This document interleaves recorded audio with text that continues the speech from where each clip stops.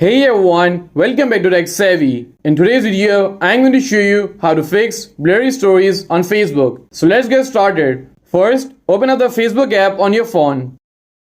And once you are on Facebook, tap on the three lines at the top right corner to open the settings menu. And now tap on the gear icon at the top right. And once you are in the settings, you have to simply scroll down. And here you will see option of media. Simply tap on it. Once you are in the media settings, you will see a section video quality. In this section, you will see two options. The one is optimized, adjust videos to network conditions. And the second is data saver. Use up to 40% less data by reducing video quality. If the second option is selected, so that's why your stories are getting blurred. If you want to fix it, you have to simply tap on optimized.